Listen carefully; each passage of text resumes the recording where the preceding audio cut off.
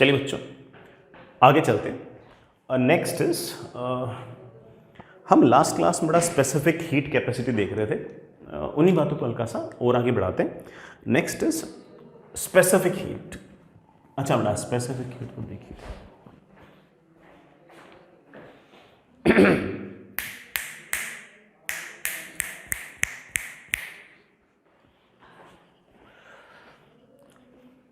चलिए बच्चों आगे चलते हैं। अभी हम स्पेसिफिक हीट कैपेसिटी देख रहे थे।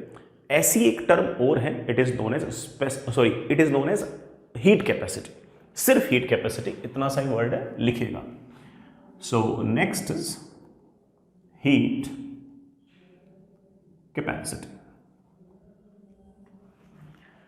हीट कैपेसिटी को हम अक्सर सी से रिप्रेजेंट करते हैं।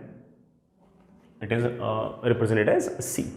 मोलर हीट कैपेसिटी अलग थी, ये हीट कैपेसिटी है। मैं फिर से एक बार सारे टर्म्स रिपीट कर सकता हूं, कोई बहुत बड़ा टास्क है नहीं। पहले एक बार हीट कैपेसिटी डिफाइन कर लेते हैं। मान लीजिए आपके पास ये कोई ऑब्जेक्ट है और इसको मैंने डेल्टा क्यू हीट दी, और जैसे मैंने इसको डेल्टा क्यू हीट दी, इसका टेम्परेचर जो है वो डेल्टा टी डिग्री सेल्सियस या डेल्टा टी केल्विन बढ़ गया। Now heat capacity of this object is simply defined as heat provided per unit change in temperature. Heat required per unit change in temperature, कि कितना temperature बढ़ाने के लिए कितनी heat मुझे देनी पड़ेगी। जो हमारी स्पेसिफिक हीट कैपेसिटी थी that was heat required per unit mass per unit change in temperature. So there is a slight difference between these. This is our heat capacity. यहां से बड़ा मैं हीट कैपेसिटी वाले दो चार बातें बोल सकता हूं। पहली बात definition, it is heat required by object पर यूनिट चेंज इन टेम्परेचर। बेटा पर यूनिट चेंज इन टेम्परेचर बोल दो या फिर 1 degree Celsius change in temperature बोल दो, एक ही बात है। ठीक है, मैं आपसे पूछ बेटा इसकी यूनिट क्या होगी, तो आप कहोगे सर ऊपर तो अगर देखें तो हीट है, हीट इज ऑफ कोर्स ऐसा यूनिट तो जूल ही है, तो दैट इज जूल पर change in temperature, that is of course kelvin, that is joule पर केल्विन। कई जगह बेटा of course calorie per degree Celsius या बेटा कैलोरी पर केल्विन वगैरह भी लिखा रह सकता है। जूल को केल्विन में और केल्विन को जूल में हमें कन्वर्ट करना आता है। मैं आपसे पूछ बेटा इसकी डायमेंशन क्या होगी, तो आप कहोगे सर ऊपर तो एनर्जी है, एनर्जी की डायमेंशन तो वही होगी जो वर्क की थी, दैट इज mL2T-2। नीचे टेम्परेचर है, बड़ा टेम्परेचर की डायमेंशन कई बुक्स में थीटा लिखा रहती है, हम लोग के लिखते हैं, अपनी मर्जी है। इसको हम इस तरह से स्क्वायर ब्रैकेट में लिख सकते हो। Dimension will B of course mL2T-2 K-1 in square bracket. फिर एक बात और बेटा, हमने अभी तक डिफाइन किया कि heat capacity is simply delta Q upon change in temperature. Heat can written as ms delta T, of course mass into specific heat capacity into delta T, this is the heat. और अगर मैं इसको delta T से अगर divide करूँ, delta T cancel, it comes out to be m into S. S जो है it is property of object, copper की अलग है, सिल्वर की अलग है, वाटर की अलग है, स्टीम की अलग है। स्पेसिफिक हीट कैपेसिटी जो है वो तो सिर्फ और सिर्फ ऑब्जेक्ट की प्रॉपर्टी है, लेकिन जो हमारी हीट कैपेसिटी है ये ऑब्जेक्ट की प्रॉपर्टी भी हो गई, और ऑब्जेक्ट का कितना कंटेंट है, कितना मास है, उस पर भी डिपेंड कर जाएगा। जितना ज्यादा मास होगा उसकी बड़ा ऑफ कोर्स हीट कैपेसिटी उतनी ही ज्यादा होगी। So I just want to state 1 और 2 मोर थिंग्स। पहली बात कि हमारी जो स्पेसिफिक हीट कैपेसिटी थी it was property of object itself. बस जिस भी चीज को आप गर्म कर रहे हो उसकी प्रॉपर्टी थी। कॉपर की अलग, सिल्वर की अलग, गोल्ड की अलग, वाटर की अलग, मिल्क की अलग, सबकी अलग अलग। लेकिन हमारा जो सी है, जो हमारी हीट कैपेसिटी है, वो ऑफ कोर्स एस पर और एम पर दोनों पर डिपेंड कर रही है। इसका मतलब ये जो सी है ये इस बात पर भी डिपेंड करेगी कौन से ऑब्जेक्ट की बात कर रहे हो, और साथ ही साथ इस बात पर भी डिपेंड करेगी कितने सारे, मतलब कितने अमाउंट के ऑब्जेक्ट की बात कर रहे हो। 1 kg वाटर की स्पेसिफिक हीट और 2 kg वाटर की स्पेसिफिक हीट तो सेम होगी, लेकिन 1 kg वाटर की हीट कैपेसिटी और 2 kg वाटर की हीट कैपेसिटी बराबर नहीं होगी। ऑफ कोर्स 2 kg की डबल होगी, because heat capacity is directly proportional to mass. तो दूसरी बात आप कह सकते हो कि C जो है it depends on object obviously and depends on quantity of object, कि आखिर कितने ऑब्जेक्ट की बात कर रहे हो, कितने मास की बात कर रहे हो, दोनों पर डिपेंड करता है। ठीक है बच्चों, समझ गए इस बात को। 2 छोटे छोटे सवाल कीजिए, इस बात को हम थोड़ा सा आगे और बढ़ाते हैं। ठीक है, सुनिए बच्चों, ये हमारे पास बड़ा कोई ऑब्जेक्ट है और इस ऑब्जेक्ट को बड़ा हमने इस तरह से गर्म किया। गर्म करने पर बेटा मैंने इसको heat the and let's say बेटा मैंने हीट दी इसको 4000 कैलोरीज। 4000 कैलोरीज हीट देने पर इस ऑब्जेक्ट का जो टेम्परेचर है बड़ा वो 10 डिग्री सेल्सियस बढ़ गया। ठीक है, it is given in the question, find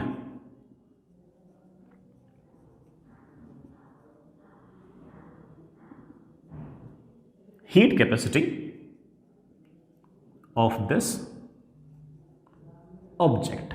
बड़ा इस ऑब्जेक्ट की हीट कैपेसिटी बताइए कितनी होगी। सिंपल, ये तो बिल्कुल डेफिनेशन बेस्ड चीज है। आप कहोगे sir heat capacity is of course delta Q upon delta T. कितनी हीट दी बेटा आपने, that is 4000 calories.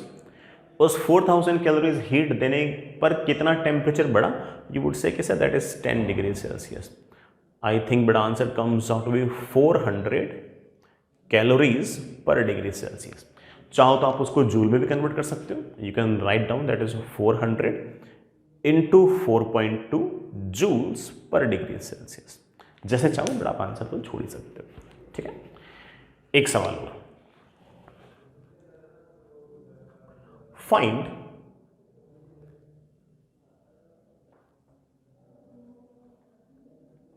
heat capacity of 3 kg water and find heat capacity of 12 kg water। अच्छा चलो एक और कर लो, find heat capacity of 6 gram water. Sir तीनों water है तो हीट कैपेसिटी सेम होनी चाहिए क्या? अरे नहीं बेटा, तीनों वाटर की स्पेसिफिक हीट कैपेसिटी सेम होगी, एस सेम होगा, सी सेम नहीं होगा। सी इस बात पर भी डिपेंड करता है कि कितना मास है, कितना मैटर है। ऑफ कोर्स इसकी हीट कैपेसिटी ज्यादा होगी, इसकी कम होगी, इसकी सबसे कम होगी। छोटा सा काम बेटा कर लीजिए, सिर्फ और सिर्फ बेटा आपको वैल्यूज रखनी है ना, कोई इतना बहुत बड़ा टास्क मैंने दिया ही नहीं है, सिर्फ और सिर्फ बेटा वैल्यूज रखनी है। वाटर की स्पेसिफिक हीट मैंने आपको याद करा रखी है, आपको बेटा याद तो होगी।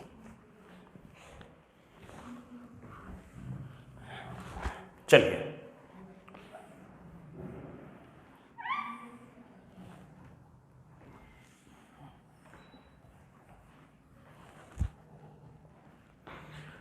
चलिए बच्चों, पहला वाला, पहली बात तो C is of course m into S. यहां पर डेल्टा क्यू और डेल्टा टी तो दे नहीं रखे, मास और स्पेसिफिक हीट हम लोगों को पता रहती है तो उससे हम निकाल लेंगे। 3 kg वाटर है, पहला वाला कर रहा हूं बेटा, तो 3 kg multiplied by specific heat. बेटा वाटर की स्पेसिफिक हीट मैंने तुम्हें सिखा रखी है, मैं लिखता हूं, मैं शायद आपको सिखा रखी है 1 kilo calorie per KG per degree Celsius. KG से केजी कैंसिल हो गया, answer comes out with 3 kilo calorie per degree Celsius, या 3000 कैलोरीज पर डिग्री सेल्सियस, या 3000 into 4.2 joules per degree Celsius. ये मेरा आंसर, बढ़िया आंसर। सेकेंड क्वेश्चन, सी कितना होगा? Of course m into S. मास कितना बेटा? 12 kg। वाटर की स्पेसिफिक हीट कैपेसिटी आपको याद होनी चाहिए बेटा, मैंने आपको करा रखी है, it is 1 kilo calorie per KG per degree Celsius. बेटा केजी से केजी कैंसिल, जानबूझ के मैंने एस वो वाला लिखा जिसमें नीचे केजी आ रहा था, अदरवाइज बड़ा अगर यहाँ पर ग्राम होता ना तो डिवाइड करते वक्त बड़ा मुझे यहाँ पर 1000 लिखना पड़ता, ठीक है। तो मेरे पास आंसर आ गया, that is 12,000 calories per degree Celsius. Sir इसके मुकाबले इसका हीट कैपेसिटी 4 टाइम्स कैसे है? क्योंकि इस मैटर के मुकाबले ये वाला मैटर 4 गुना है, इस पानी के मुकाबले ये वाला पानी 4 गुना क्वांटिटी में है, तो ऑफ कोर्स हीट कैपेसिटी तो 4 टाइम्स होगी। स्पेसिफिक हीट वही होगी लेकिन हीट कैपेसिटी 4 टाइम्स होगी। Fair enough. Next third one, C is of course M into S. कितना मास बेटा? Mass is 6 grams into S. S है बेटा 1 कैलोरी पर ग्राम पर डिग्री सेल्सियस। देखो बेटा जानबूझ के मैंने ना, अरे ये वाला एस और ये वाला एस तो सेम ही है, मैंने जानबूझ के यूनिट चेंज कर दी कि ये ग्राम दिखा तो ये भी ग्राम लिख दिया, जिससे मुझे कैंसिल करना आसान हो। ये दोनों cancel, it comes out to be 6 calories per degree Celsius. I hope बेटा सब बच्चों ने सही लिखा होगा, कोई बहुत बड़ा इशू है नहीं, ठीक है बेटा। This was our heat capacity. मैं फिर से बेटा एक बार ना रिपीट कर रहा हूं कि हीट कैपेसिटी क्या है, मोलर हीट कैपेसिटी क्या है और स्पेसिफिक हीट कैपेसिटी क्या है। द रीजन इज कि लास्ट 2 साल से बेटा जेई मेन में सवाल के अंदर हीट कैपेसिटी भी शब्द यूज कर रखा है और स्पेसिफिक हीट कैपेसिटी भी शब्द यूज कर रहा है और मोलर हीट कैपेसिटी भी शब्द यूज कर रखा है, और अलग अलग आंसर आते हैं हर एक में, ऑफ कोर्स आएंगे, डेफिनेशन अलग अलग है, तो बच्चों को एग्जैक्टली पता होना चाहिए यार। तो मैं लिख रहा हूं, आपकी इच्छा हो तो लिख लेना। C delta Q upon n delta T, ये बड़ा आपका सीपी सीवी ऐसे कुछ होता था, इसका हम नाम निकाला करते थे मोलर हीट कैपेसिटी, ठीक है ना। इसी तरह से S इज इक्वल्स टू कितनी heat per unit mass per unit change in temperature, it was known as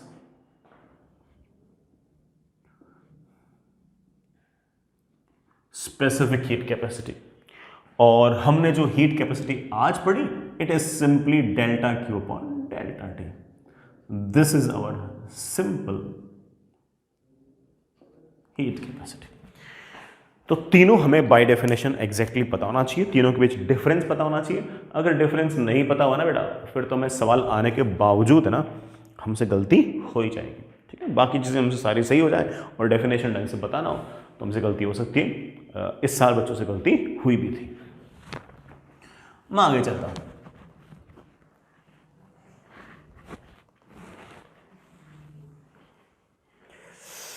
आगे चलिए बेटा, एक छोटा सा टॉपिक और, हालांकि हम ये टॉपिक ना पढ़ें तब भी काम चल जाएगा, लेकिन ये टॉपिक तुमने कई जगह देखा होगा इसलिए तुम्हें हल्का फुल्का परेशान कर सकता है कि यार ये क्या है। हालांकि इसका बहुत ज़्यादा बड़ा फिजिकल सिग्निफिकेंस नहीं है, बट सुनो। Next is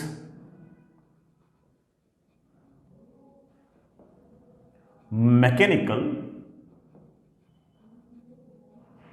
equivalent of heat. ये थ्योरी कहती है कि हीट और वर्क एक ही है।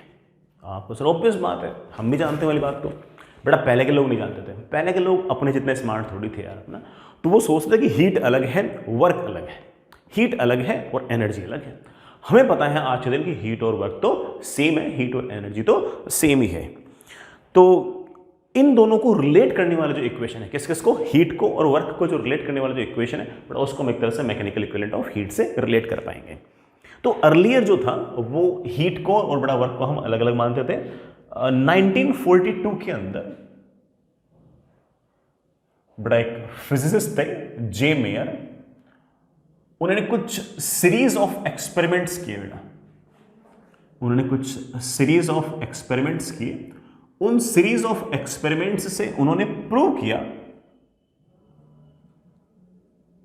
कि हीट और वर्क जो है दे are more or less same,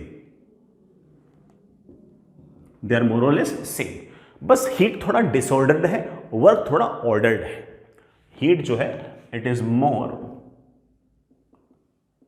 disordered form of energy. It is more disordered form of energy. और बड़ा वर्क कहें तो ऑफकोर्स वर्क एनर्जी तो हम पहले जानते हैं एग्जैक्टली सेम है, उनमें कोई बहुत बड़ा अंतर नहीं है। So J. Mayer did some experiments, and those experiments he concluded that कि heat and energy or heat or work are more or less same, and just heat is more disordered form of energy या फिर disordered form of work। ठीक है, लेकिन work और heat के बीच में एक बड़ी दिक्कत ये थी कि उस टाइम तक हीट जो है उसके लिए हम जो शब्द यूज करते थे वो कैलोरी था, और जो हमारी एनर्जी या फिर जो वर्क था उसकी यूनिट बेटा हम लोग जूल से मैनेज करते थे। बेटा किससे मैनेज करते थे? जूल से मैनेज करते थे। तो ये अलग कहानी चल रही थी, ये अलग कहानी चल रही थी। हीट की सारी कैलकुलेशन कैलोरी से थी और बेटा एनर्जी की सारी कैलकुलेशन थी बेटा किससे थी? वो आपके जूल से थी। तो इन दोनों को रिलेट किया गया बेटा, इन दोनों को रिलेट किया गया, और जिस इक्वेशन से रिलेट किया गया उसी इक्वेशन को हम एक तरह से मैकेनिकल इक्विवेलेंट ऑफ हीट बोल सकते हैं। So it was related by equation was given by other physicist Calorie, and he said that कि heat is always equals to some constant times work, some constant times work,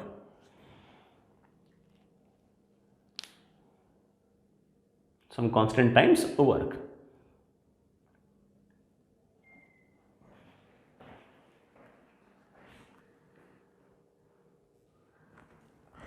या फिर हम ऐसे भी लिख सकते हैं कि work equals to some constant into heat, some constant into heat. ये जो कांस्टेंट था बेटा इसे हमने जे कहना स्टार्ट कर दिया, बेटा इसे हमने जे कहना स्टार्ट कर दिया लेट्स से, और हम ले देते हैं work done is equals to J into H, work done equals to J into H. और कैसे सुनना, इस जे की वैल्यू क्या आती है सुनना।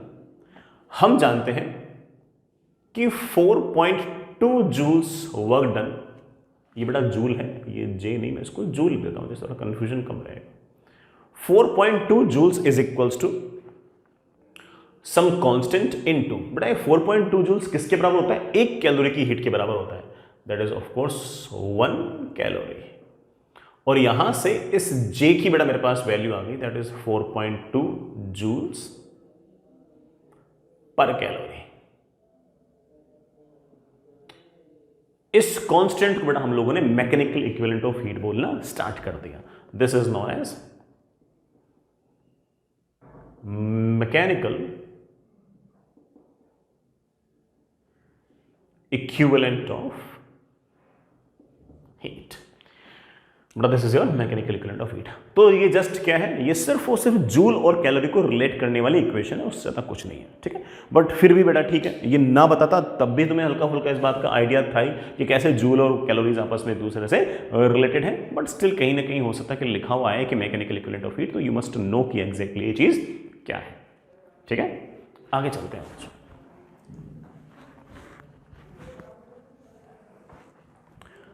एक दो सवाल करते हैं, एक बड़ा सवाल करते हैं।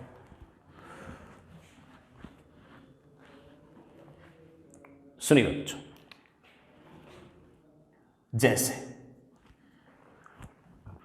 बड़ा सवाल ऐसा है, ये हॉरिजॉन्टल सरफेस, ये इंक्लाइन प्लेन, ये आपका एंगल थीटा, यहां पर मेरे पास एक m मास का ब्लॉक है जिसकी स्पेसिफिक हीट मुझे गिवन है कि it is 800 joule per KG per degree Celsius. ये जो सरफेस है ये रफ है, और रफनेस के कारण ये जो ब्लॉक है ये नीचे की तरफ कांस्टेंट स्पीड से आ रहा है, ये कांस्टेंट स्पीड से आ रहा है। ठीक है, ये बड़ा ब्लॉक चलते चलते चलते चलते चलते चलते चलते बॉटम पे पहुंचता है। यहां से तक जो डिस्टेंस है बेटा, let's say this distance is 20 meters. जो डिस्टेंस है बेटा लेट से 20 मीटर्स और स्पीड अनचेंज रहती है, मैंने लिख भी दिया डायग्राम की यू इज कांस्टेंट बेटा, चलते चलते यहाँ पहुंचा। स्पीड कांस्टेंट है तो ऑफकोर्स काइनेटिक फ्रिक्शन ने कुछ ना कुछ वर्डन किया होगा, और मैं आपको कई बार बता चुका हूँ कि काइनेटिक फ्रिक्शन जो वर्डन करती है वो अक्सर हीट लॉस की फॉर्म में या फिर साउंड की फॉर्म में लॉस हुआ करता था। आई होप आपको याद होगा कि काइनेटिक फ्रिक्शन का जो वर्डन है वो हीट और प्रीडोमिनेंटली हीट और कुछ साउंड की फॉर्म में डिसिपेट होता था। अब सवाल में ये गिवन है कि जो भी इस ब्लॉक की एनर्जी लॉस्ट है वहां से लेकर यहां तक आने में उस एनर्जी का 70% हिस्सा जो है वो इस ब्लॉक को गर्म करने का काम आ रहा है, वो इस ब्लॉक का टेम्परेचर इंक्रीज करने का काम आ रहा है।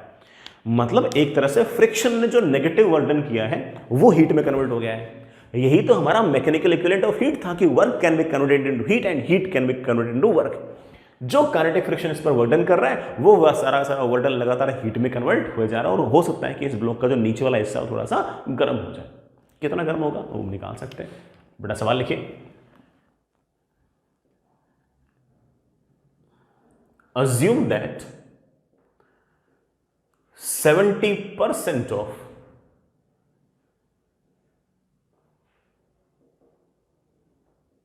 mechanical energy lost is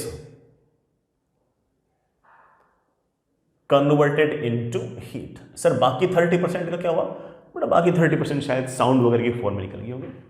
Assume that 70% of the mechanical energy lost is converted into heat. Find change in temperature of block when it reaches the base। बेटा जब ये बेस पर पहुंचेगा तो उसके पास टेम्परेचर कितना होगा। चलिए पहले तो चेक करते हैं कि मैकेनिकल एनर्जी कितनी लॉस हुई। आप बोलो सर यहां से यहां तक कांस्टेंट स्पीड से आ रहा है, और अगर कांस्टेंट स्पीड से आ रहा है तो ऑब्वियस बात है कि काइनेटिक एनर्जी में तो कोई चेंज है नहीं। सो आप कह सकते हो कि चेंज इन काइनेटिक एनर्जी तो जीरो। हाँ पोटेंशियल एनर्जी जरूर घटी है। कितनी घटी है? आप कहोगे अरे बेटा ये एंगल थीटा मुझे गिवन है, this angle theta is given as 53 degree, ये गिवन है। ऑब्वियस बात है कि एम मास का ब्लॉक कुछ एच हाइट नीचे आया है। कितनी हाइट नीचे आया है? बड़ा मेरे ख्याल से ये 20 है, तो this is 20 sine 53। I think ये 16 मीटर्स नीचे आया है।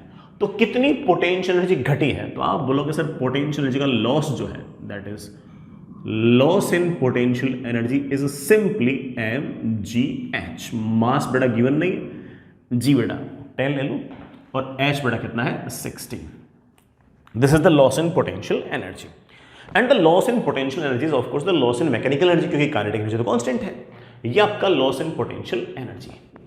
ये जो लॉस इन पोटेंशियल एनर्जी है या फिर ये जो लॉस इन मैकेनिकल एनर्जी है यही हीट की फॉर्म में कन्वर्ट हुआ, तो यू कैन से कि sir this is delta Q heat, and यही बेटा इसका टेम्परेचर बढ़ा रहा है। टेम्परेचर बढ़ा रहा है, अरे टेम्परेचर बढ़ा रहा तो फॉर्मूला लगा दो that is equals to M S delta T.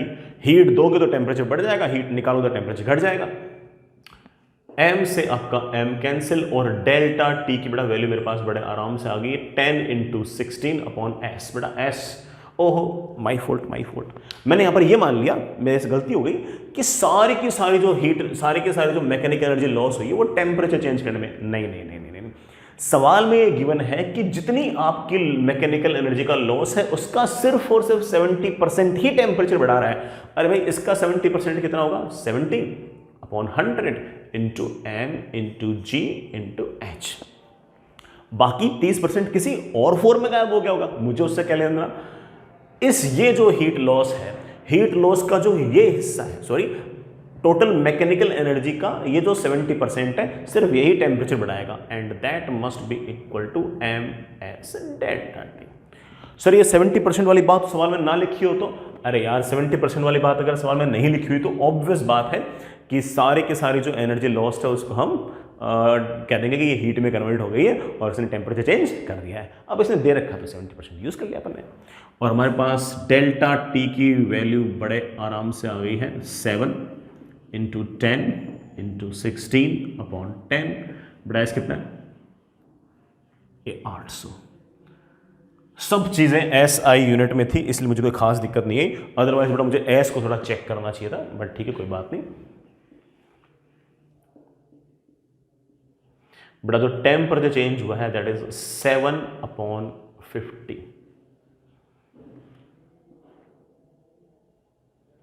0.14 degree Celsius, 0.14 degree Celsius. उस ब्लॉक के यहां से यहां तक आने में उसका टेम्परेचर जो है वो 0.14 डिग्री सेल्सियस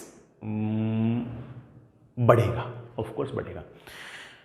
ठीक है, अच्छा आगे चलिए। चलिए बच्चों, ऐसी ही एक बात और सोचते हैं। बड़ा ऐसे ही एक बात और सोचते हैं, मतलब ऐसे ही जिसमें एनर्जी जो लॉस होगी वो हीट की फॉर्म में कन्वर्ट होगी वगैरह वगैरह, ऐसी बात हम और सोच सकते हैं जिससे आपको आइडिया लगे कि कैसे हीट वर्क में या वर्क हीट में कन्वर्ट हो सकता है। ठीक है, तो एक छोटा सा सवाल और कर लो बेटा। ये आपके पास बेटा मान लीजिए कॉपर की कोई बुलेट है, हालांकि बेटा मुझे लगता है कि मोस्टली बुलेट शायद लेड की बनी होती है, चल मैंने कॉपर लिख दिया। और इस कॉपर की बुलेट के पास सामने की तरफ वेलोसिटी है 1000 मीटर्स पर सेकेंड। ठीक है, कॉपर का बेटा मुझे स्पेसिफिक हीट जो है मैं आपको दे रहा हूं that is 440 joule per KG per degree Celsius. अब एग्जैक्टली इतना होता नहीं होता मुझे पता नहीं, तो ऐसे लिख दिया। ठीक है, ये बुलेट जो है ये जाती है जाती है जाती है और किसी ऑब्जेक्ट के अंदर धंस जाती है। बेटा मान लो ये वॉल है, इस वॉल के अंदर धंस गई। जैसे ही अंदर एंटर हुई इस वॉल के, तो ऑफ कोर्स ये इस बुलेट के पास बड़ा वेलोसिटी होगी इस तरफ, ये जो वॉल है इस पर फोर्स लगाएगी इस तरफ। ये जो फोर्स है इस बुलेट पर नेगेटिव वर्क डन करेगी और ये जो नेगेटिव वर्क डन होगा लगातार इसके मैकेनिकल एनर्जी को कम करेगा कम करेगा कम करेगा। This is work done against some non conservative forces. तो इसमें जो भी आपका एनर्जी का लॉस है वो बेटा किसी न किसी फॉर्म में सिस्टम से बाहर निकलता है। अब जब बुलेट इस तरह से किसी दीवार के अंदर धंसेगी तो हम जानते हैं कि मोस्टली जो एनर्जी का लॉस है वो साउंड की फॉर्म में और हीट की फॉर्म में होती है। तो जैसे बुलेट यहां घुस जाएगी बेटा उस टाइम में बुलेट का टेम्परेचर अच्छा खासा बढ़ जाएगा, अच्छा खासा बढ़ भी जाएगा। तुमने हो सकता है बेटा नोटिस भी किया हो मूवीज वगैरह में कि बुलेट कहीं फायर होती है तो वहां पर हल्की फुल्की टेम्परेचर बढ़ जाता है, किसी दीवार में धंसी तो हल्का सा टेम्परेचर वहां पर बढ़ जाता है। ठीक है,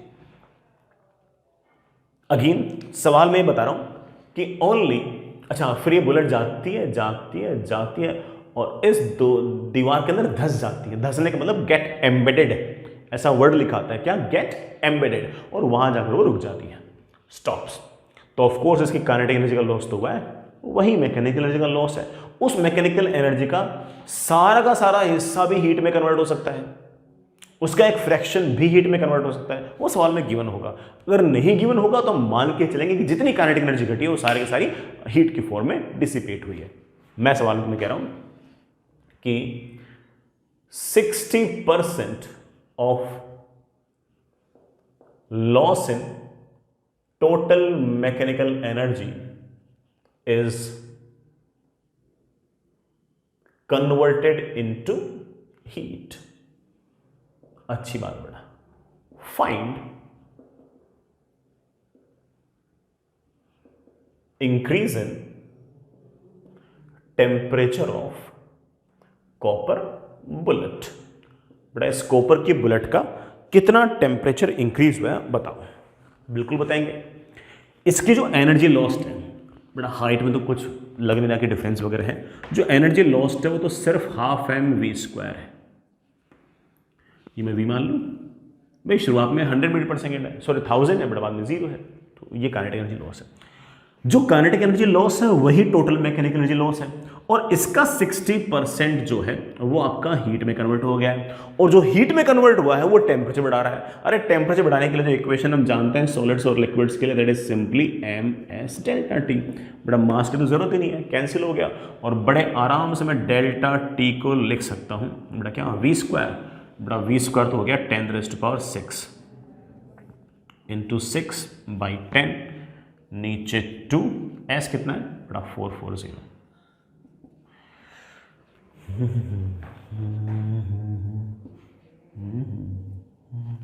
ये आंसर बड़ा ठीक। that is 3/44 into 10⁻⁴ degree Celsius. 3/44 into 10⁻⁴ degree Celsius. ठीक है ना, अच्छा खासा टेम्परेचर बढ़ा है, बढ़ना भी चाहिए। बुलेट बेटा ऐसे किसी जगह धंस जाएगी तो अच्छा खासा टेम्परेचर तो बढ़ाएगी, फिर ना। आगे चलिए बेटा, आगे चलिए। चलिए बच्चों, एक सवाल करते हैं, बढ़िया सवाल है, सुनिएगा। आपके पास क्या है बच्चों कि एक गीजर है बेटा, लेट से ये कोई पानी गर्म करने वाला गीजर है ऐसे, ठीक है, इस तरह से गीजर है। ऑफ कोर्स बेटा इसमें इलेक्ट्रिसिटी की कोई ना कोई सप्लाई होगी। इसका जो पावर है, मतलब जो गीजर के ऊपर पावर इनपुट जो लिखा रहता है, दैट इज 1 किलोवाट। 1 किलोवाट का मतलब बेटा 1000 वाट। इसका मतलब हर 1 सेकंड के अंदर ये 1000 जूल एनर्जी लगातार खाए जा रहा है। कुछ तो लॉसेस भी होंगे। इस हीटर की, इस गीजर की जो एफिशिएंसी है वो 80% है। मतलब कि इसने 1 सेकंड में अगर 1000 जूल इलेक्ट्रिकल एनर्जी ली तो उसका सिर्फ और सिर्फ 80%, मतलब सिर्फ 800 जूल जो है वही पानी को गर्म करने काम आएगा। ठीक है, बाकी 200 द्वारा किसी न किसी और फॉर्म में वेस्ट हो गया। एफिशिएंसी का अर्थ ही है। ठीक है, कोई बात नहीं। अंदर बड़ा ऑफ कोर्स वाटर है। वाटर की स्पेसिफिक हीट मैडम आपको लिखा चुका हूं, 4200 joule per KG per degree Celsius. जो पानी है बेटा वो शुरुआत में लेट से 10 डिग्री सेल्सियस पे, आजकल मेरा मोर और लेस इसी टेम्परेचर पे रहता है, और मुझे इसको गर्म करना है और मुझे इसका टेम्परेचर बढ़ाकर 50 डिग्री सेल्सियस करना है। ठीक है, बस टेम्परेचर 10 डिग्री सेल्सियस से 50 डिग्री सेल्सियस करना है। मुझे लिखाने की जरूरत तो नहीं ना, डायग्राम से आइडिया लग गया होगा। We have to increase the temperature of water from 10 degree Celsius to 50 degree Celsius. 10 तो पहले था। ठीक है, find how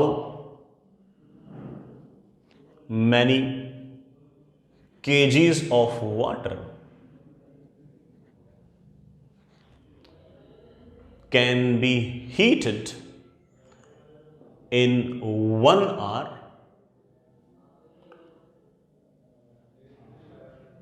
by this geyser। Sir heated कहां से कहां तक बेटा? कहा ना 10 से 50। चलो करते हैं। पहली बात तो 1 घंटे के अंदर ये गीजर कितनी हीट देगा वो निकालते हैं। देखो यार, 1 सेकंड के अंदर हीटर जो है वो 1000 जूल एनर्जी खाता है। बेटा 1000 जूल एनर्जी तो खाता है, लेकिन वाटर को ये 1000 जूल एनर्जी दे नहीं रहा। सर कितने दे रहा है बेटा? सिर्फ उसकी 80%। सर कैसे, बताता हूं। Efficiency in percentage is of course power output upon power input into 100। Efficiency है 80%। गीजर ने कितना पावर का आउटपुट किया डिवाइड बाय कितना पावर का इनपुट है, कितनी एनर्जी खा रहा है। आप बोलो सर 1000 वाट खा रहा है, मल्टीप्लाइड बाय 100। मेरे ख्याल से पावर आउटपुट जो आ गया दैट इज 800 वाट। तो लगातार हर सेकेंड पावर इनपुट जो है वो 800 वाट है, मतलब हर सेकंड में 800 जूल एनर्जी जो है प्रति सेकंड वो लगातार ऐसे आए जा रही है, आए जा रही, आए जा रही, आए जा रही। फिर ना 1 सेकंड में अगर 800 जूल एनर्जी आ रही है, 800 जूल एनर्जी आ रही है हर 1 सेकंड में, तो 1 घंटे में कितनी आएगी? आप बोला 1 घंटे में आएगी इंटू 60 इंटू 60 सेकेंड। सेकेंड से सेकेंड कैंसिल हो गया। इतनी हीट आएगी डेल्टा की। और ये हीट कर क्या रही है? ऑफ कोर्स टेम्परेचर चेंज कर रही है। किसका? वाटर का। इतनी हीट कितने वाटर का टेम्परेचर चेंज कर पाएगी? तो आप बोलो सिंपल सी बात है, that is ms delta T. Mass मुझे निकालना है in K G. Specific heat 4200 joule per KG per degree Celsius. अरे टेम्परेचर कितना बढ़ाना है इस गीजर को, आप बोलो 10 से 50 करना है तो 40 degree Celsius temperature change. Degree Celsius से डिग्री सेल्सियस कैंसिल, जूल से बड़ा आपका जूल कैंसिल, और मेरे ख्याल से बड़ा मास आपके पास केजी में आंसर आ गया होगा, that is 800 into 60 upon 4200 into 40 बड़ा केजी आ गया ऊपर। This is the answer.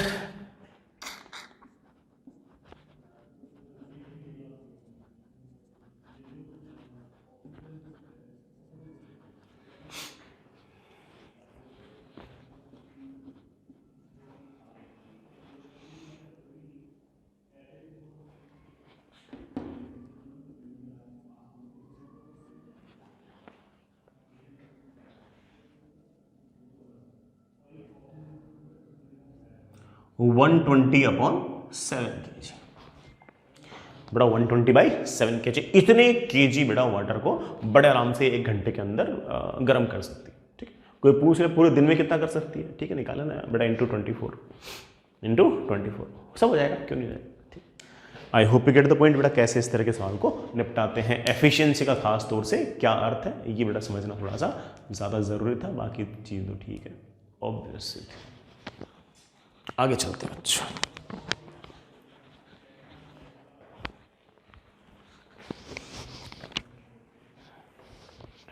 आगे चलते हैं बेटा।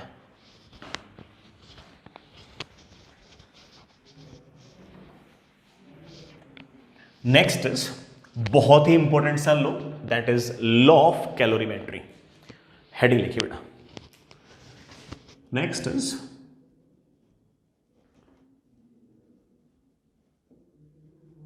Law of calorimetry. बेटा कई जगह इसको लॉ ऑफ मिक्सचर भी कहते हैं, लॉ ऑफ मिक्सचर भी कहते हैं। क्या है बेटा लॉ, सुनिएगा।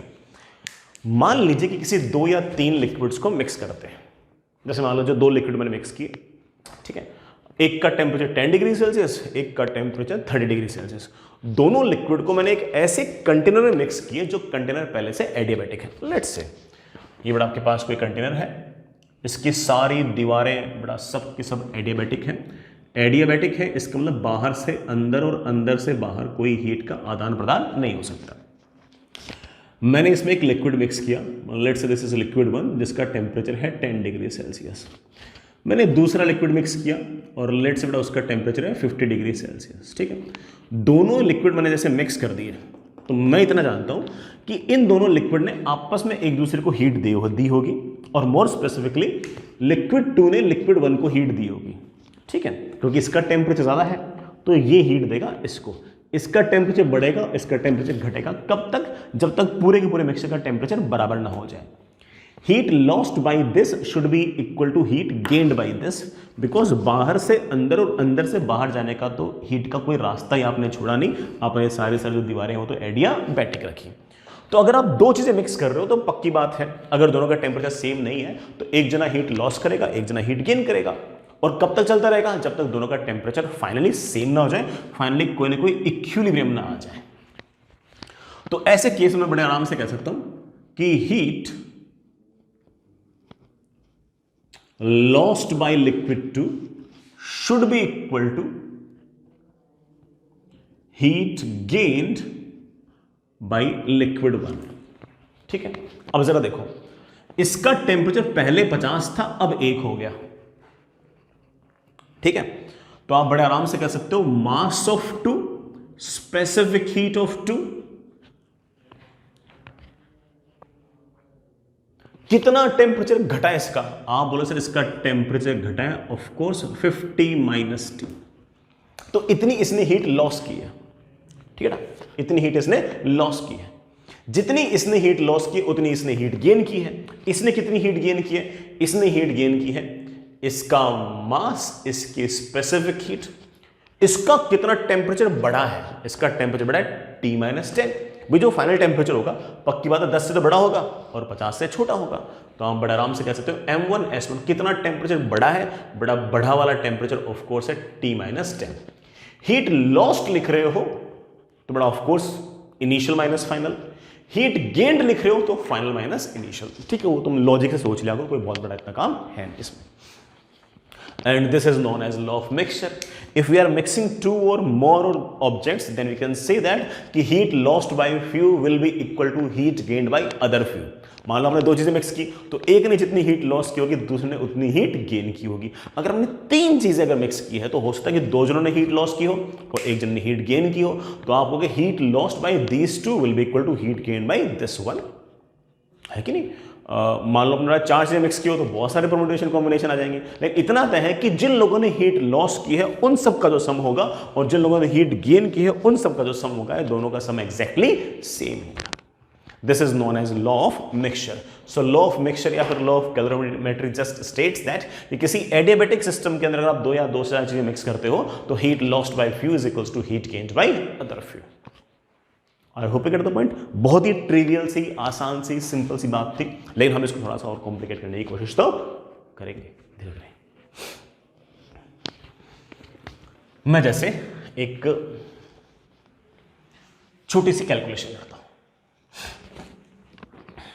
वैल्यूज नहीं बेटा वेरिएबल से कर रहा हूं, ठीक है? मैं इसे एग्जांपल से बताने की कोशिश करता हूं। बेटा मेरे पास एक एडियाबेटिक कंटेनर है, ठीक है? इसमें मैंने कोई लिक्विड 1 जिसका मास है m1, स्पेसिफिक हीट है s1 और टेम्परेचर है T1, उसको मैंने इसके अंदर डाल दिया। कोई लिक्विड 2 है जिसका मास है m2, स्पेसिफिक हीट है s2, टेम्परेचर है T2, मैंने उसको मिक्स कर दिया। जो मिक्सचर बना आपका उसका टेम्परेचर बड़ा लेट्स से फाइनल है T, मुझे निकालना है। ऑब्वियस बात है कि ये T1 और T2 के बीच में कोई ना कोई वैल्यू होगी, आई डोंट नो कितनी होगी, चलिए निकालते हैं। Find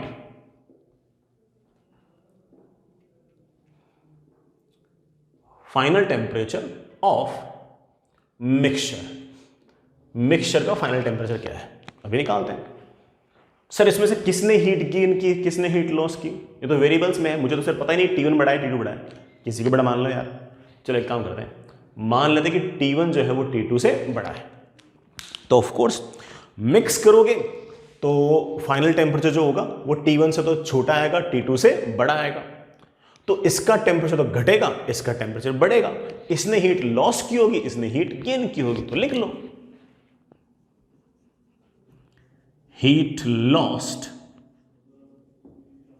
by liquid 1 should be equal to heat gained by liquid 2। Liquid 2 ने कितनी हीट गेन की उसको बराबर कर दो, लिक्विड 1 ने कितनी हीट लॉस की। अब हीट लॉस पूछिए माइनस माइनस, मुझे तो वैल्यू निकालनी है एब्सोल्यूट, तो आप बोलते ना सर इसने हीट लॉस की है m1 s1, लॉस्ट लिख रहे हो मतलब कितना टेम्परेचर घटा है वो लिखना है सीधा ही, टेम्परेचर घटा है T1 माइनस T। लॉस्ट लिख रहे हो, चेंज नहीं लिख रहे हो, चेंज तो हमेशा फाइनल माइनस इनिशियल होता है। क्या लिख रहे हो? लॉस्ट। लॉस्ट लिखना हो तो सिर्फ कितना टेम्परेचर घटा है वो लिख दो, और जो टेम्परेचर घटा है उसकी वैल्यू है T1 minus T। Heat gained by liquid 2, liquid 2 ने कितनी हीट गेन की? बड़ा लिक्विड 2 ने हीट गेन की है ms delta T, that is उसका मास m2, specific heat s2। Gain लिख रहे हो तो लिखो इंक्रीज इन टेम्परेचर, कितना टेम्परेचर इंक्रीज हुआ?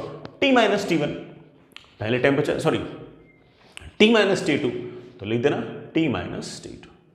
बड़ा इस T को उधर ले जाओ और सोल्व करते ही मिक्सचर का जो टेम्परेचर है वो मेरे पास आ गया m1 s1 T1 plus m2 s2 T2 divided by m1 s1 plus m2 s2। इस m1 s1 को चाहो तो तुम C1 भी लिख सकते हो, C1 मतलब उस लिक्विड 1 की हीट कैपेसिटी, तो C1 T1 plus C2 T2 upon C1 plus C2। किसी को अगर याद करना हो, किसी में कोई स्टैंडर्ड फॉर्मूला याद करना चाहो बड़ा याद भी कर सकते हो, है ना? दोनों लिक्विड को अगर मिक्स करते हो तो फाइनल टेम्परेचर ये आएगा। हालांकि मुझे इतना कोई खास पसंद ये फॉर्मूला नहीं है, मैं तो ऐसे काम चला लेता हूं। समझ गए इस बात को? लेकिन इस पूरी बात को सोचने का एक तरीका और है, और वो वाला तरीका मुझे ज्यादा पसंद है, इस तरीके से भी ज्यादा पसंद है, और वो ये है कि मैं ऐसे लिखता हूं सिग्मा ऑफ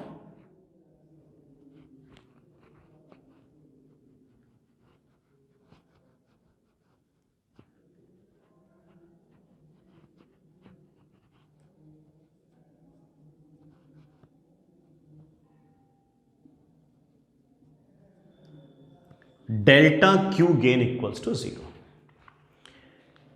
पहले वाले लिक्विड ने कितनी हीट गेन की, दूसरे वाले लिक्विड ने कितनी हीट गेन की, दोनों को जोड़ दो और 0 कर दो। सर ऐसा तो हो ही नहीं सकता ना कि दोनों जने हीट गेन करें, तभी तो सम 0 आएगा। एक ने हीट गेन की होगी 50 कैलोरी, तो दूसरे की हीट गेन निकाल दो, -50 आ जाएगी अपने आप में, तो उनका सम तो 0 आ जाएगा।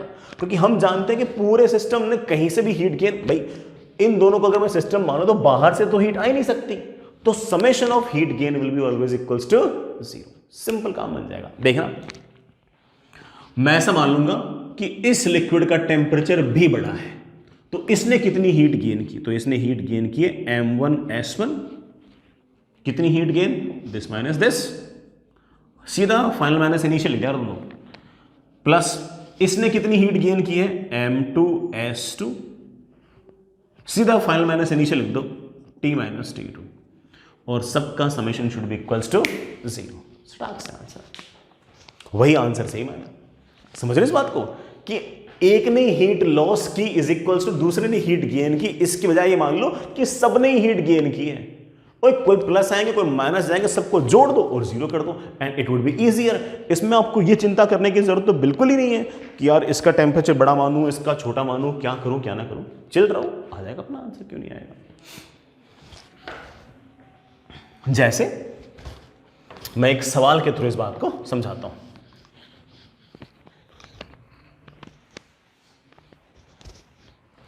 जैसे बेटा मैं एक सवाल के थ्रू इस बात को समझाता हूं।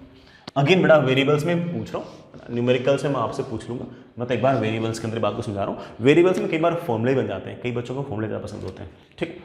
जैसे मैं एक ऑब्जेक्ट है जिसकी स्पेसिफिक हीट है C1, सॉरी हीट कैपेसिटी है C1, टेम्परेचर है T1। दूसरा लिक्विड है जिसकी हीट कैपेसिटी है C2, टेम्परेचर है T2। तीसरा लिक्विड है जिसकी हीट कैपेसिटी है C3, टेम्परेचर है T3।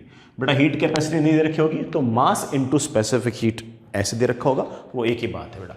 मास और स्पेसिफिक हीट दे दो या फिर हीट कैपेसिटी दे दो, एक ही बात है, अलग अलग बातें नहीं है, ठीक है। मैंने इन तीनों लिक्विड्स को मिक्स कर दिया,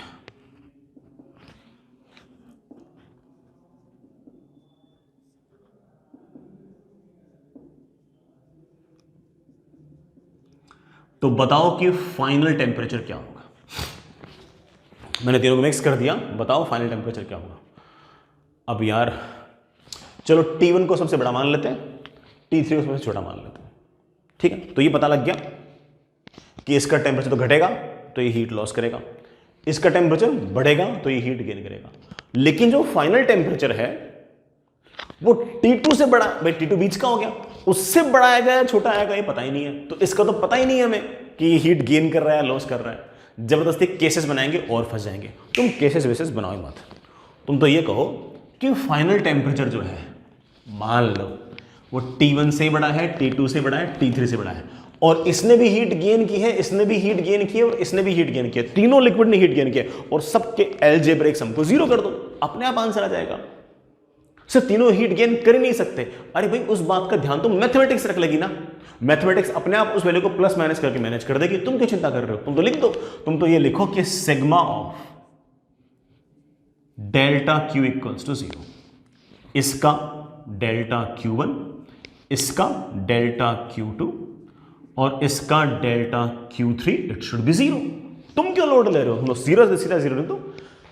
इसने कितनी हीट गेन की, तो M1S1 चेंज इन टेम्परेचर, बेटा M1S1 C1 दे रखा मुझे, C1 इंटू बेटा क्या final temperature minus initial temperature, plus दूसरे का दैट इज M2S2, बेटा M2S2 मुझे C2 दे रखा है, change in temperature T minus T2। तीसरे का C3 T minus T3 and the summation should be equals to 0। और सॉल्व करते ही बड़ा अच्छा सा आंसर आ गया, C1 T1 C2 T2 C3 T3 divided by C1 plus C2 plus C3। आपको cases बनाए करने हो, केसेस बनाए करो, मुझे कोई दिक्कत नहीं है, लेकिन मेरा एम तो तुम्हें ये सिखाना था, मेरे को ऐसा मतलब है। ठीक है। सिर्फ दो जनों को मिक्स करते हो तो बड़ा ठीक है, heat lost by one is equals to heat gained by other, लेकिन तीन को मिक्स करो, चार को मिक्स करो, तो ये वाला तरीका मुझे थोड़ा सा बेटर लगता है। अगर आप अगेन केसेस बनाया करोगे, you know it very well कि बड़े आराम से आपका आंसर तो आएगा, मैच करेगा, कोई दिक्कत नहीं आएगी। ठीक है मेरे बच्चों, आगे चलो, एक सवाल पूछूं तुम लोगों से। चलिए, इतनी जिद कर रहे हो तो पूछ लेता हूं। हालांकि बेटा सवाल जो है बिल्कुल फॉर्मूला बेस्ड है, मेरे पास कोई इसमें अलग से कोई मतलब मेरे पास बताने लायक कोई बात नहीं है, ठीक है। जो पढ़ा रखा है उसके बेसिस पे सवाल पूछ रहा हूं। बस मैंने पढ़ाते वक्त न्यूमेरिकल नहीं कराया, मैंने वेरिएबल में सवाल करा दिए, अब मैं तुमसे न्यूमेरिकल में पूछ लूंगा। तो चलो सुनो, तीन बेटा डिफरेंट लिक्विड है, ठीक है। दिस इज लिक्विड 1 जिसका टेम्परेचर 10 डिग्री सेल्सियस है। ये मेरे पास लिक्विड 2, इसका टेम्परेचर 15 डिग्री सेल्सियस है। ये लिक्विड 3 जिसका टेम्परेचर 20 डिग्री सेल्सियस है। लिक्विड 1 और 2 को अगर मैं मिक्स करता हूं तो ऑफकोर्स टेम्परेचर जो होगा वो बड़ा 10 से बड़ा और 15 से छोटा होगा। सवाल में गिवन है कि इन दोनों को मिक्स करने पर टेम्परेचर 13 डिग्री सेल्सियस होता है। मैं नहीं कह रहा हूं, सवाल में लिखा है, ठीक है। ठीक है, इन दोनों को अगर मिक्स करता हूं, लिक्विड 2 को और लिक्विड 3 को अगर मैं मिक्स करता हूं तो फाइनल टेम्परेचर जो है वो 18 डिग्री सेल्सियस आता है। अगेन मेरी इतनी हिम्मत नहीं है सब बातें बोलने की, ये सब सवाल के अंदर लिखा हुआ है, ठीक है, ये बड़ा सवाल के अंदर लिखा हुआ है। अब सवाल ये है कि अगर मैं लिक्विड 1 को और लिक्विड 3 को मिक्स करूं तो फाइनल टेम्परेचर क्या होगा। ऑब्वियस बात है कि फाइनल टेम्परेचर 10 से तो बड़ा होगा और 20 से छोटा होगा, लेकिन कितना होगा, एग्जैक्टली कितना होगा आपको बताना है। बड़ा सवाल लैंग्वेज में लिखा हूं या फिर तुम समझ गए हो? तुम बड़ा मेरे ख्याल से घर से बैठे बैठे चीख चीख के कह रहे हो कि समझ गए हो, तो निकाल दो।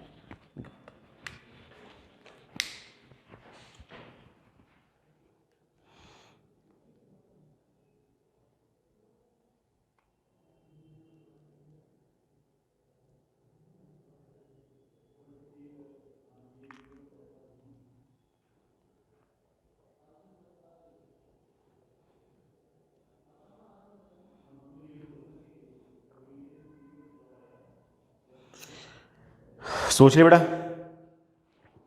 चलिए मैं भी कैलकुलेशन कर ही लेता हूं, इतना डिफिकल्ट टास्क है भी नहीं। इसकी मैं एक बार के लिए हीट कैपेसिटी C1 मान लेता हूं, इसकी हीट कैपेसिटी C2 मान लेता हूं और इसकी हीट कैपेसिटी C3 मान लेता हूं। इन दोनों को मिक्स किया तो हीट गेन्ड बाई इट कितनी, C1 multiplied by increase in temperature 3 should be equal to heat lost by this C2 into कितना टेम्परेचर घटा है 2। मैं बड़े आराम से कह सकता हूं कि C1 upon C2 is 2/3। Okay, it can be useful, ठीक है। इन दोनों को मिक्स किया तो of course heat gained by it should be equal to heat lost by this. Heat gained by this M2S2 into increase in temperature should be equal to heat lost by this, that is M3S3 into change in temperature. C2 upon C3 is 2/3.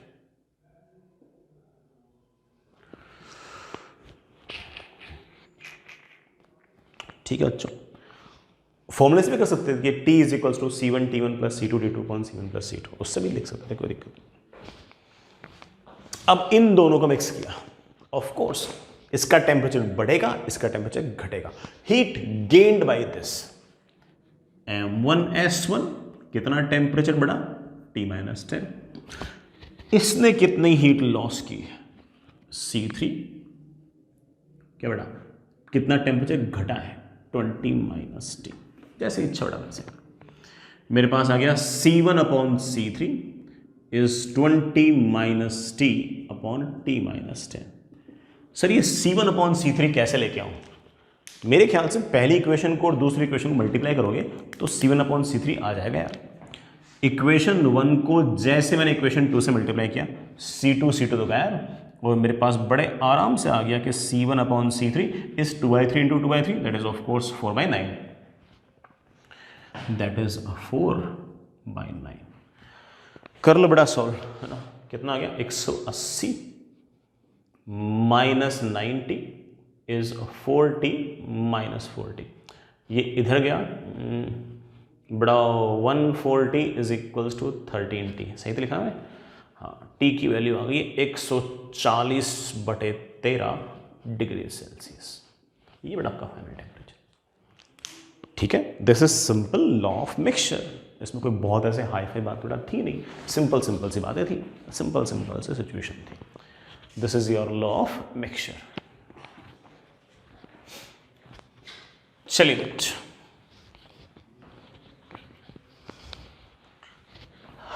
ये तो बात हुई temperature change करने की, और मुझे ऐसा लगता है कि आप लोगों को थर्मोडायनेमिक्स के मुकाबले तो ये काफी आसान लगा होगा, क्योंकि थर्मोडायनेमिक्स में मुश्किल थी बेटा, उसमें तो गैसेस थी। हालांकि थर्मोडायनेमिक्स में आसान लगने के पीछे बच्चों को ये भी कारण होता है, केमिस्ट्री में पढ़ रखा होता है और फिजिक्स में थोड़ा सा रिपीटेटिव शायद लगता है उनको, लेकिन यहाँ पर बड़ा ठीक है और आसान था, क्योंकि यहाँ पर तो प्रोसेस का तो फर्क ही नहीं था। टेम्परेचर चेंज करोगे तो that is delta Q is equals to MS delta T, बड़े आराम से हमारा ऐसे ही काम चल जाएगा। ठीक है, एक टर्म और बता दो बेटा, दैट इज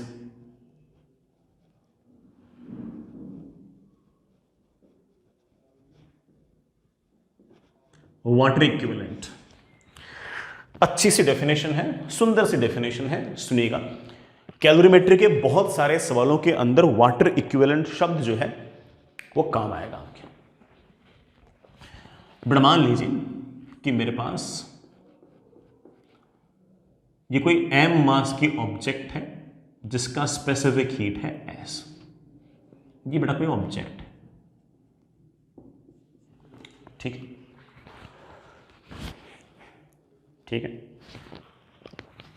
ये एक कंटेनर है और इस कंटेनर के अंदर बड़ा ऐसे कोई वाटर पड़ा है। ऐसे वाटर का जो मास है बड़ा मैंने mw लिख दिया। कितने मास के वाटर की हीट कैपेसिटी उतनी ही हो जितनी हीट कैपेसिटी इस ऑब्जेक्ट की है, that mass is known as water equivalent. Sir क्या बोल दिया, सुनो तो सही, चलो पहले लिख लो, बड़ा पहले लिख लो। Water equivalent, it is mass of water which has same heat capacity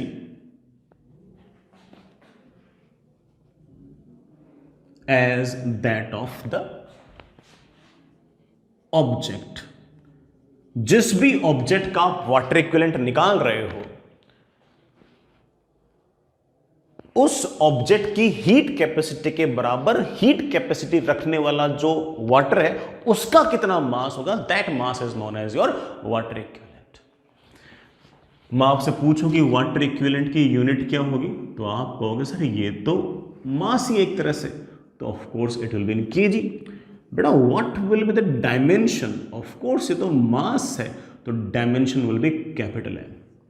तुम बहुत हल्के में ले रहे होंगे इन सब बातों को, IIT JEE एडवांस का सवाल है ये कि वाटर इक्विवेलेंट की डायमेंशन क्या होगी। सुनकर मजा से आ गया होगा ये वाली बात तो, कि हाय राम, है ना, मैं तो फोड़ दूंगा फिर। ये एक ही सवाल आसान था, एक मैच दो कॉलम था, उसमें डायमेंशंस पूछ रखी थी, वाटर इक्विवेलेंट की डायमेंशन हम उनको मैच करानी थी। ऐसा नहीं कि सारे सवाल ऐसे पूछते हैं, ठीक है। कुछ पल्ले पड़ा, जैसे फॉर एग्जाम्पल मेरे पास ये बड़ा मान लीजिए 2 kg कॉपर है, और कॉपर की जो स्पेसिफिक हीट है वो बेटा लेट्स से 420 जूल पर kg पर डिग्री सेल्सियस, और सवाल में लिखा है फाइंड इट्स वाटर इक्विवेलेंट, कि इस कॉपर का वाटर इक्विवेलेंट निकाल लेंगे। पहले इस 2 kg कॉपर की हीट कैपेसिटी निकालो। हीट कैपेसिटी होगी m × s। मास कितना है इसका 2 kg, स्पेसिफिक हीट कैपेसिटी कितनी है? 420 joule per KG per degree Celsius, that is 2 into 420 joule पर डिग्री सेल्सियस। इतनी हीट कैपेसिटी कितने पानी की होगी?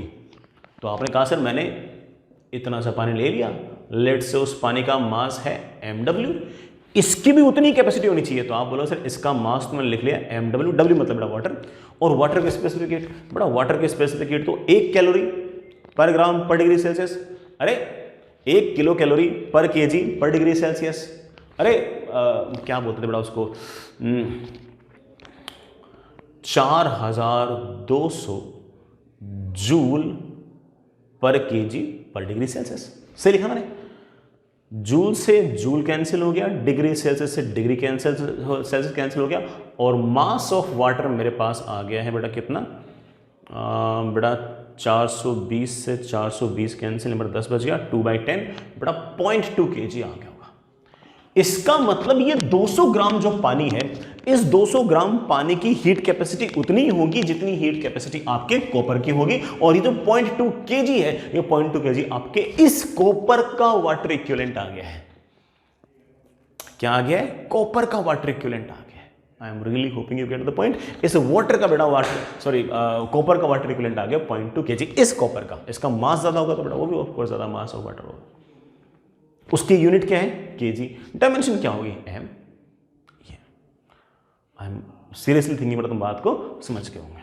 तुम फॉर्मुला भी निकल सकते हो, मुझे फॉर्मुला दिक्कत नहीं है, लेकिन लॉजिक समझ जाओगे तो फॉर्मुला क्या है यार, फॉर्मुला तो खुद ही सोच लेता बच्चा, कोई फॉर्मुला वाला नहीं है, लॉजिक है सब कुछ। अगर तुम डेफिनेशन समझ आ गई तुम्हारे तो पीस ऑफ केक है। चलो फिर भी तुम जिद कर रहे हो घर बैठे बैठे, तो मैं एक काम कर देता हूं, मैं इसका फॉर्मूला भी निकाल देता हूं। ये कोई ऑब्जेक्ट है जिसका मास m है, स्पेसिफिक हीट s है, इसका वाटर इक्विवेलेंट निकालना है, तो ऑफ कोर्स मैं ये वाटर लूंगा,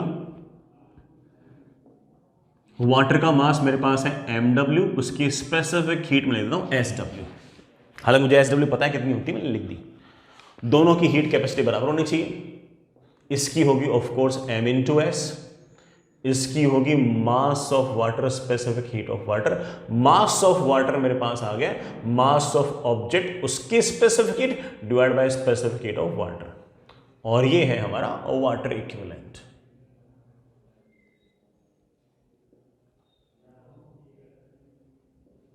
ये आ गया मेरे पास वाटर इक्विवेलेंट। फेयर इनफ, बढ़िया है तो अच्छा आप ये सोच रहे होंगे कि सर क्या ज़रूरत पड़ गई ये वाटर बोलने की, मतलब ऐसी क्या ज़रूरत आन पड़ी कि ना वाटर इक्विवेलेंट निकालना पड़ा। सवाल को आसान करने के लिए, सच बता रहा हूँ, सवाल को आसान करने के लिए। कैसे? कल को मान लो किसी ने ऐसा बोल दिया कि मेरे पास ये कोई कंटेनर है, इसके अंदर पानी है, और मुझे ये पानी गर्म करना है। पानी गर्म होगा तो कंटेनर भी गर्म होगा, तो अब जो हीट दोगे वो ऑफ कोर्स वाटर को भी दोगे, और वो जो कंटेनर है उसको भी दोगे। मास of water, specific heat of water, और टेम्परेचर कितना चेंज हुआ वाटर का, वो कंटेनर का मास, कंटेनर की स्पेसिफिक हीट, और कंटेनर का चेंज इन टेम्परेचर, कुल मिलाकर आपके पास हीट आई जाएगी। भाई पानी अकेला गर्म थोड़ी होगा, बड़ा पानी के अंदर रखा हुआ जो कंटेनर है वो भी तो गर्म होगा। हाँ, अगर किसी ने मुझे ऐसा बोल दिया कि इस कंटेनर का वाटर इक्विवेलेंट 20 ग्राम है, ऐसा बोल दिया किसी ने मेरे को, तो मैं दिमाग लगा लूंगा। अब मैं कहूंगा इसका वाटर इक्विवेलेंट 20 ग्राम है, इसका मतलब इस कंटेनर की हीट कैपेसिटी और 20 ग्राम पानी की हीट कैपेसिटी बराबर है। इसका मतलब जितनी हीट ये कंटेनर लेगा उतनी ही हीट वाटर लेगा। तो मैं क्या करूंगा कि यहां पर जो पहले से पानी पड़ा है, मान लो 100 ग्राम पानी पड़ा है, तो उसमें 20 ग्राम पानी और मिला दूंगा, और 120 ग्राम पानी हो गया, और 120 into S into delta T, सीधा आंसर आ जाएगा, है कि नहीं। कंटेनर को रिप्लेस कर दिया आपने किससे? 20 ग्राम पानी से, क्योंकि 20 ग्राम क्या था? उस कंटेनर का वाटर इक्विवेलेंट था, कि यार जितना कंटेनर हीट लेता है उतना ही बेटा आपका 20 ग्राम का क्या कहते हैं बेटा पानी भी लेता है। तो आप इस तरह के सवाल को बड़े आराम से निपटा सकते हो अगर वाटर इक्विवेलेंट आपको पहले से आता हो तो। जैसे चलो एक तुम जिद कर रहे हो तो एक सवाल कर लो वाटर इक्विवेलेंट पे। बेटा इस तरह का सवाल आपको शीट में भी दिख जाएगा, HCV के अंदर भी दिख जाएगा। मुझे तो ऐसा लगता है कि मैं आपको डेफिनेशन दिमाग में सेट कर चुका हूँ, मैं सवाल ना भी कराता तब भी चल जाता, लेकिन ठीक है बेटा करा देता हूँ। लो